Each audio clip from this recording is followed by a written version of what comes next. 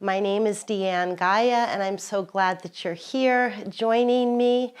This course has really been a labor of love for me, and a labor of love that really started when I was 4 years old. And I was with my mom, and it was my first introduction to the world of exercise. And my mom and I would be doing exercises along with Jack LaLanne in his chair. We'd be sitting there and moving our leg back and forth and doing our pliés. And he would talk about the importance of fitness and nutrition. And that really planted the seed for me as a 4-year-old girl. And I went on to become a gymnast, so physical fitness was always super important to me. But what really struck me was years later when I was 28 years old and I was working at the White House Athletic Center, and one of the first events that I attended as a staffer was the beginning of Physical Fitness and Sports Month, and it was on the west lawn of the White House, and there were all sorts of dignitaries there. But who was the most exciting person that I saw there that day? It was Jack LaLanne. And there he was in his signature blue suit, just like I had seen him on our television way back in 1966, 67. And now it was almost 1990, and he didn't look much different. I ran over to him, I said, "Jack, I did exercise with you and my mom as a little girl, and you look fantastic." He said, "Well, I feel fantastic." And he dropped down and he did literally 12 perfect one-arm push-ups. And it really hit me that, like, this is what physical fitness can do for you. If you take care of your body and your mind and your spirit, you can age optimally, and you can do so many things. Even as you age chronologically, you can still be very capable. So that's really what started the seed for me physically. And then the other piece of it is more emotional and mental and spiritual, and it had to do with me trying to deal with some losses in my life, significant ones, and it drew me to a meditation retreat with Jon Kabat-Zinn. And during that retreat, he said at one point, "You can't stop the waves, but you can learn to surf."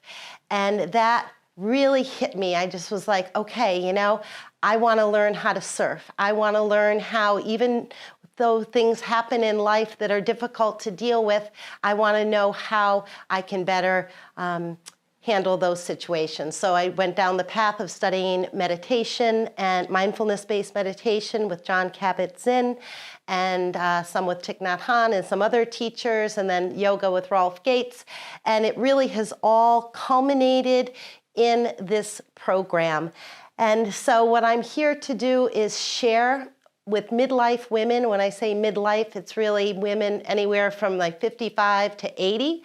Age isn't so important. It's more of kind of the stage of life that they're in, where they have, you know, experienced a lot of life, and maybe their life right now is not as satisfactory as they'd like it. There are areas of their life, whether it's mental, physical, spiritual, family-oriented, whatever it might be, but something that they just feel this dissatisfaction with, and they want to learn how they can go inward and tap into these inner skills that will help them to handle any situation that life might bring them in a more graceful, adept, and confident way.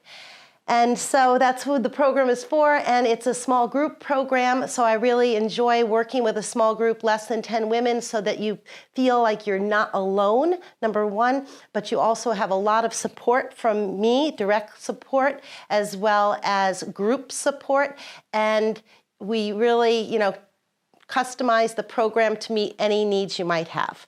So that's kind of the foundation. The Surfer's Method, just to give you an overview, it is a process where each letter stands for a module in the course. So S is surrender and survey, U is unplug and understand, R is redefine and release, F is fill and fun, E is energize and exercise, R is rehearse and recognize, and S is synergize and surf.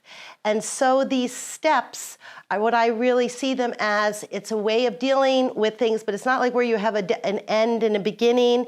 It's more of kind of like a spiral that you can use these tools anytime you need to. And if you're kind of in the program, say, and you're into week 3 or 4, and then all of a sudden something unexpected comes along and you need to kind of go back to the surrender and survey piece, that's what we do. So it really is a very fluid and flexible, adaptable model, because that's how life is, right? I think that so much in life right now is unpredictable, and so we need to have a flexible system or a way of working with things in order to deal with that. The other pieces that kind of go through each of the modules are practices based on the chakra system, which the chakra system is an energy system that starts at the base of the spine and then moves up and then out through the crown of the head. So there are 7 chakras, and then if we say 8, it's kind of above your head, and it goes from the most basic of human needs all the way up to self-actualization, and we go through foods that correspond with the chakras, we go through mantras that correspond, some physical positions, postures, yoga postures, practices to energize each one. And so that's a framework. And then we also talk about the 8 limbs of yoga, which correspond very nicely with the chakra system. So before we begin with the actual first module with practices, we first begin with mindset. Because if you don't have the proper mindset kind of going into the program, then it's going to make everything a little more challenging. So I came up with 7 key mindset shifts. So number 1 is your power is always in the present moment. So what I mean by that is that, what happened in the past, you can learn from the past, but you have no ability to alter that. What's going to happen in the future, your only point of influence really is how you're going to conduct yourself in the present. So that's why I say your power is always in the present moment. The second mindset shift is really looking back and saying to yourself, there are no mistakes in life, there are only lessons. So everything, every failure, every experience you ever had is really just purely information for you to then learn and grow from and then do things better in the future. So many people don't realize that even the most successful people have had so many failures that led up to their success. And so just framing it as there are no mistakes, there are only lessons. The next piece is that every moment is giving you, like every moment is a gift, and it's giving you a person, an experience, or a practice that you need in order to grow and evolve. So rather than looking at things like as a victim where things are happening to me, you're looking at everything as happening for you, for your growth, for your evolution.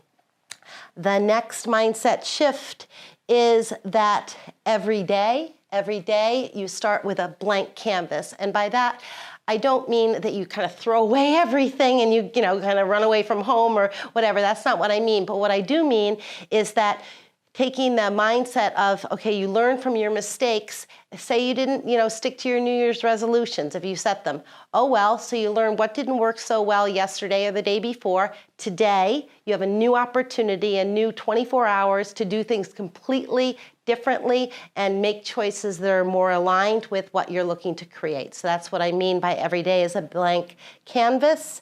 And then the 6th one is that we need to have a growth mindset, and the growth mindset is really just having this almost childlike quality to your being where you're just looking at everything with like open eyes and very present moment awareness, curiosity rather than judgment, and just really just an open-mindedness and open-heartedness and a softness to be willing to experience new things. And then the last mindset shift is that you can't stop the waves, but you can learn to surf, which is where my surfer's method came from. But having this idea that you are going to become more proficient at surfing the waves of life with greater ease and joy and skill the more you do it. And that's what this course is all about. So I can't wait to go on this adventure with you for the next 8 weeks and teach you all of these practices and get your experience going with all of this and get the group going. So great to have you here. I can't wait to see you as we begin the next module.